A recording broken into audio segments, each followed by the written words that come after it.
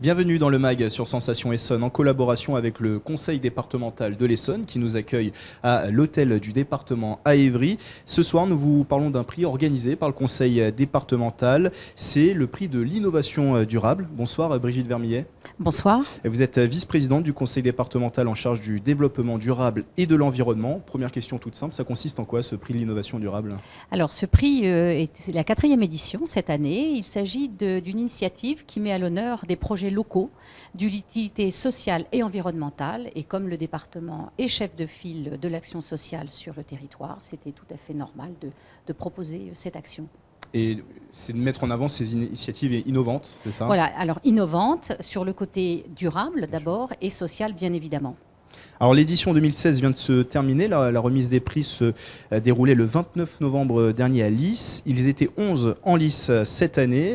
Comment était le cru 2016 de ce concours ? Un très beau cru qui a donné beaucoup de fil à retordre au président, notamment Jean-Marie Kererno, qui est président de la SCOP essonnienne STP2E, avec des projets avec un vrai sens et ils ont eu beaucoup de mal à départager les candidats et à chaque fois en se disant c'est dommage de ne pas pouvoir primer également celui-là, mais il y a un moment il faut faire des choix. Alors la remise du prix s'est déroulée au domaine de Montaugé, c'est ça, qui est la future maison de l'environnement en Essonne. Effectivement, voilà, ils ont eu la primeur, si je puis dire, de découvrir cette future maison du développement durable et de l'environnement de l'Essonne sur le très beau domaine de Montaugé. Bon, vu la saison, ils n'ont pas pu profiter du jardin, mais oui, ils ont eu en tout cas cette chance. Alors vous évoquiez le président, qui constituait le jury de ce prix ? Alors nous avons des partenaires fidèles, cinq structures accompagnatrices que sont ESCOP, Rurbancop, la CCI Essonne, l'Union régionale des SCOP et Essonne Active, qui coachent pendant 6 mois les porteurs de projets, les accompagnent pour en faire quelque chose de viable économiquement et les aider le plus loin possible à porter cette initiative. Alors parlons des lauréats, ils sont 3 cette année, ils se sont répartis un prix de 25 000 euros. Déjà, on va parler d'eux. Pourquoi les avoir distingués, ces lauréats ? En les présentant, bien sûr. Je vais vous les présenter, bien sûr. Donc, comme je disais, le choix était difficile et tant les projets sont ancrés d'abord sur le territoire et ont tous une portée sociale ou environnementale. Donc, le premier prix a été attribué à Fleur de Cocagne, qui est une association d'insertion sur Avrainville, principalement culture biologique de roses et emploi principalement des femmes.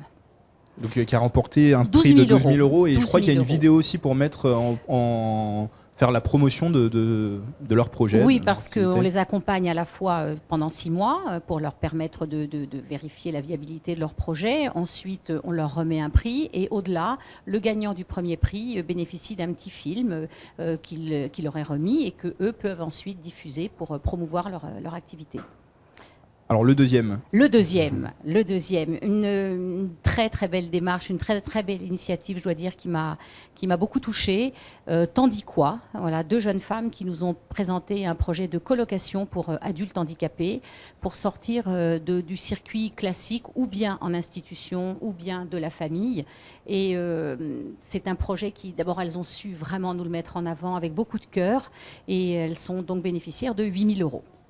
Et on finit par le troisième lauréat. Le troisième, alors là aussi environnemental, on s'éloigne un petit peu du social, quoique, Recycle Carbone, de jeunes gens qui nous ont présenté une filière, puisqu'elle n'existe pas aujourd'hui, pour recycler, collecter et travailler également avec ceux qui émettent, comme les associations ou les vendeurs de produits sportifs. Donc Recycle Carbone, ça va aussi bien pour le nautique que pour l'automobile ou bien les vélos. Voilà. Et donc Recycling Carbone qui a remporté un prix de 5 000 euros. De 5 000 euros, c'est cela. Alors revenons sur le déroulement du concours. Les participants ont été sélectionnés en avril dernier. Comment ça s'est déroulé ensuite ? Quelles ont été les étapes ? Alors après la sélection, effectivement, qui repose sur un certain nombre de critères, hein, puisque quand on a parlé d'innovation sociale et environnementale, il y a les critères et les finalités du développement durable qui sont définis par le ministère de l'écologie.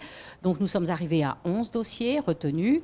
Ensuite, ils sont pris en charge par l'une des 5 structures que nous avons citées tout à l'heure et qui les accompagne dans la viabilité économique, le montage de leur projet pour voir si effectivement, au-delà de ces 6 mois, ils pourront continuer une activité pérenne, c'est ce qu'on leur souhaite d'ailleurs. Alors, deux dernières choses avant de refermer cette émission.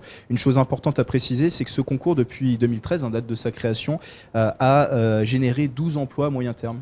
Voilà, il y a de l'emploi en CDD, de l'emploi en CDI, il y a des emplois qui sont toujours pérennes, bien évidemment, et là on a encore, d'après ce qui nous a été listé, encore 6 emplois à venir, donc oui, vraiment inscrits dans un tissu économique et dans la pérennité, ce qui est très important. Ça sera ma dernière question, Brigitte Vermillet. Comment fait-on pour participer à la prochaine édition? Quelles sont les échéances à retenir? Il faudra attendre février 2017 pour pouvoir déposer un dossier et vous retrouverez toutes les informations sur le site notamment de essonne.fr. Merci Brigitte Vermillet d'avoir été avec nous. Merci à vous. Je le rappelle, vice-présidente du conseil départemental en charge du développement durable et de l'environnement.